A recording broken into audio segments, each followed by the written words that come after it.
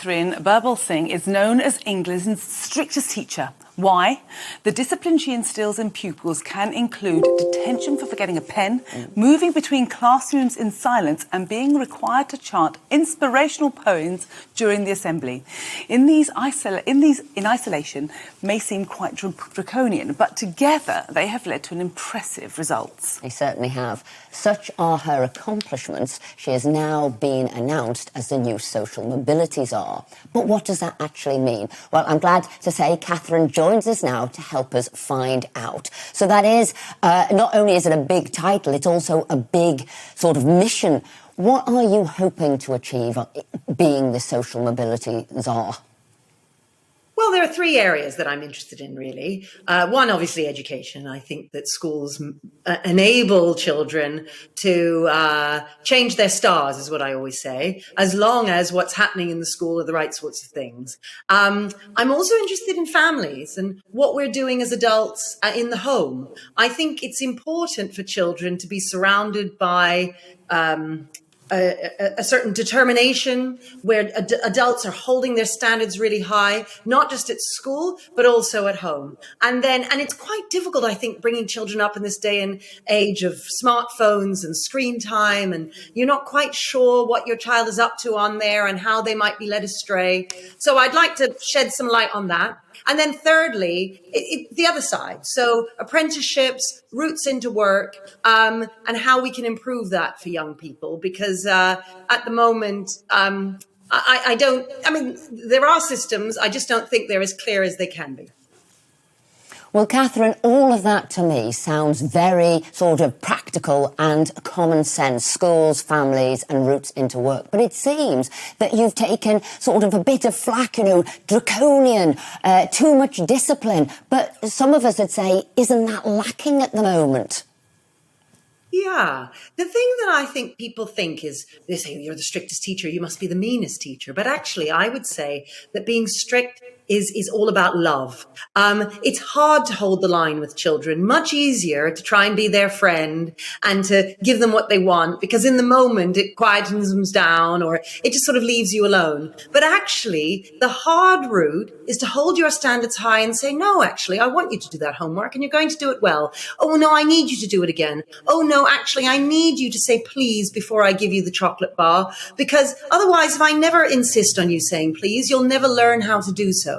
So it's about seeing the long term. And, I'm in school, senior team meeting every morning at 7 a.m. It's not because I hate children that I do that. It's because I love them. And it's hard to hold the line for parents and teachers. But we must do it to help them. It's our role as adults to scaffold them and support them so that eventually when they're 16, 18, we can say, off you go, little birdie, off you go and fly, because I've given you all the tools that you need to make yourself successful and happy in life. Katharine, hearing your words makes my heart sing. So I was a primary school teacher and I changed my career nearly 20 years ago. And what you're saying is just so true. Almost 20 years ago, things had changed and they'd become very difficult in teaching. I was known as the strictest teacher in my school, and when children misbehaved, they would be sent to my class because I was the strictest. And I can say, as a mother of four and as having been a teacher, discipline is the most important thing, and good manners are the most important things. And yet we got to a stage whilst teaching that these were just completely overlooked. So hearing you now, honestly, it's such a breath of fresh air. And what blows my mind is that you had to take a lot of flack before you got the respect that you truly deserve. How did you feel when you were kind of fighting through that? Yeah, well, it is difficult. I still get flack nowadays, actually. but I always remember the children and what I'm doing this for. And I know how much they thrive in an environment which is filled with love, but standards are high. What I always say to the naughty child who's trying to get away with something is, I'm not going to drop my standards for you. I'm not going to expect more of these other children over here, which is often what happens, and often with the most disadvantaged children, because well-meaning people think to themselves, well, he's got a difficult life at home, or he's having trouble at the moment. I can't really expect him to do his homework. I can't expect him to be polite right now.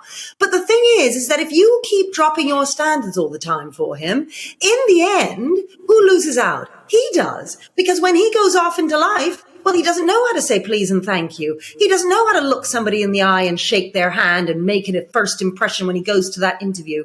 And it's so important for all the adults in his life, both at home and at school, to keep those standards high, do what's difficult. We always say at school, even when it's difficult, especially when it's difficult, you do the right thing. And that's for us to model as adults so that children can copy us and that they'll be happy doing so. That's the thing we need to convince everybody of. Doing what's hard in the end gives us long-term happiness.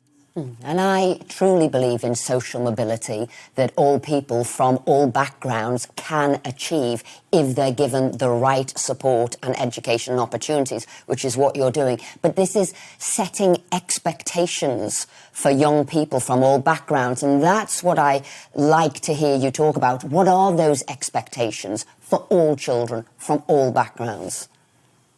Well, for instance, one of the things that I'd really love a campaign on is smartphones. Too often you sit on the tube and you see children, 2-year-olds, 3-year-olds with a smartphone in their hands. And I know why the parents do it. It seems sensible. Why not give them a smartphone? But what they don't understand is that when they're then later trying to get their child to read, a book cannot compete with a smartphone. A book is flat and black and white.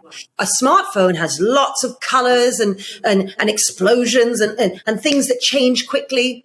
And so later when the child then struggles to read, the parent might think, oh, he's just never really liked reading. When in actual fact, the truth is that it's because he spent too much time on that smartphone. And because all of this technology is so new, the parents don't necessarily realize. And often the children are so much further ahead in terms of their understanding of technology. So that's one big thing that I'd like to do, is try and get information out there to families and to schools so that we know what we're dealing with when it comes to this technology, which is great. I'm not saying it's bad.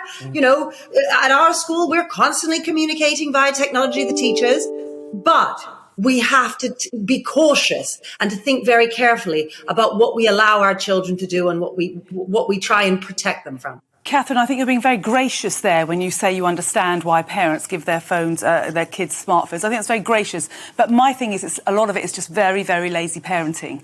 I see it all the time. You see it where parents just can't be bothered to speak to their children. They can't be bothered to interact with them, so they just palm them off with some gadget so they can just focus on that. So, I mean, it's two-handed, isn't it? Some parents just don't understand the damage that's being done, and secondly, some do understand, and really you have to step up. If you're going to be a parent, you have to take the lead and parent, not just fob them off. I think I work with a lot of children doing career advice and supporting them, and what I've noticed through this gadgetry you're talking about is the lack of attention, the ability for children to focus. And I guess if you're teaching children, you've got to make sure that they're listening, they're focusing. So how are you sort of getting that into your school? What are you having to do with your pupils to make sure that they are totally focused for a full lesson? Yes, that's a great question. And I think when people say I'm strict, what they really mean is that I'm consistent. And I make sure that all of our staff at school are consistent. So a phrase we use is tracking me. And we all use that phrase. And when the teachers say tracking me, the children know we want their eyes on us. And when everybody is using that same language, the children immediately know, oh, this is what the teacher wants. Sometimes, especially for children who have special needs and so on, if there is lots of different things going on in different classrooms, different ways of talking and so on, and requesting something from them, then they can get confused. Whereas if you have consistency in your expectations, sometimes in your language, in the way that the room looks, all of our classrooms, for instance, have desks in rows that are facing the teacher for the teacher to be able to lead the learning. And if there is that predictability, that is scaffolding for a child to then allow him to be creative and to think for himself. And that's the difficulty. People sort of think, oh no, we need lots of chaos in order for them to think. And actually it's the opposite. What you need is lots of order and structure. And that gives them the security that they need to be creative and to think outside the box. And that's just really about getting that word out, letting people know this stuff, not just in the classroom, but at home as well. If you have dinner at the same time every evening and bath time at the same time, and if you have the same expectations, children are more likely to deliver for you, because children like that predictability. It's unpredictability and inconsistency that children can struggle with. So, if a child comes from a split home, for instance, one way of supporting the child through that is for both mum and dad in separate homes to have very consistent routines. And then the child is well supported through that kind of breakup. There's so many things like that I want to kind of get that information out to try and help people, because I know what you're saying about lazy parenting. I understand that, but I also get that parents are exhausted. They come home from work. They just think, oh gosh, and they don't realize the damage they might be doing by handing that smartphone to their child.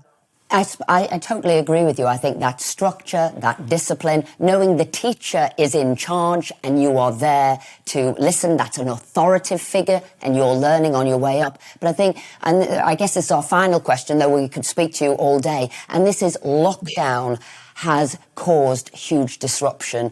Lockdown has stopped that discipline, stopping that learning. Now, for me, I'd never want to see another lockdown because I think it was the poorest children, in a way, the most disadvantaged children who suffered the most. And I guess it's how you're going to deal with that, whether it's catch-up or whether it's going forward, protecting your pupils. Yes. Well, I could talk to you for 3 hours just about that. The fact is, for instance, I know why government did it. They got laptops out to everybody because the idea was children need to access learning online. And I'm not blaming them. But then what we don't consider is, what else are they accessing online?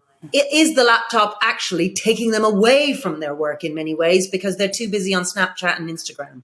This kind of thing is never spoken about, and we need to shed a light onto it. And yes, disadvantaged children were massively affected during lockdown. Catch up now.